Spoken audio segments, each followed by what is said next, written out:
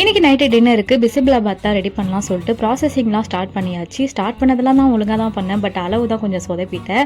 அளவு எனக்கு தெரியாதுன்னு எங்கள் மாமியார்கிட்ட கேட்டேன். அவங்களும் கொஞ்சம் எக்ஸ்ட்ரா சொல்லிட்டாங்க ஏதோ ஒரு ஞாபகத்தில். பிகாஸ் பருப்புலாம் போடுவோம் இல்லையா, அதை மறந்து அவங்க மறந்து சொல்லிட்டாங்களா. அந்த அறிவு இல்லாமல் நானும் செய்ய ஆரம்பிச்சிட்டேன். எக்ஸ்ட்ரா காய்கறி அது இதுன்னு போடவே எக்ஸ்ட்ராவே வந்துச்சு. கிட்டத்தட்ட 2 குண்டா சாப்பாடு வந்துச்சு. பட் டேஸ்ட் நல்லா இருந்தனால 2 நாளைக்கு வச்சு ஓட்டியாச்சு. இது மாதிரி மொத்தமாக செஞ்சாலே எனக்கு பங்கமாக சொதப்பும். பட் இன்றைக்கி என்னவோ என்னால் நேரம் எல்லாமே கரெக்டாக வந்துருச்சு. மசாலா மட்டும் லைட்டாக கம்மியாக இருந்தது. அதனால் சாம்பார் பொடியை போட்டு கொஞ்சம் மேட்ச் பண்ணிட்டேன். பட் டேஸ்ட் வைஸ் செம்மையாக இருந்தது. இது மாதிரி அளவு தெரியாமல் அதிகமாக போட்டு சமைச்ச எக்ஸ்பீரியன்ஸ் உங்களுக்கு இருக்கா இல்லையான்றதையும் அப்படியே சொல்லிட்டு போங்க, நானும் தெரிஞ்சுக்கிறேன். பிகாஸ் எனக்கு நிறைய வாட்டி ஆயிருக்கு. ஒன்று அதிகமாக போட்டுருவேன், இல்லை கம்மியாக போட்டுருவேன். பட் இப்போலாம் ஓரளவுக்கு தெரியுது அளவு எத்தனை பேருக்கு போட்டால் எத்தனை அளவு வரும் அப்படின்ற மாதிரி ஓரளவுக்கு மேட்ச் பண்ணிடுறேன். பட் இதுதான் ஃபர்ஸ்ட் டைம் பிசிபிளாபாத் ரொம்ப நாள் கழிச்சு செய்கிறேன்னா இங்கே சரி கம்மியாகிடக்கூடாதுன்னு சொல்லிட்டு அளவு கேட்டு கொஞ்சம் சொதப்பிச்சு. பட் நல்லா வந்தது லாஸ்ட்டில்.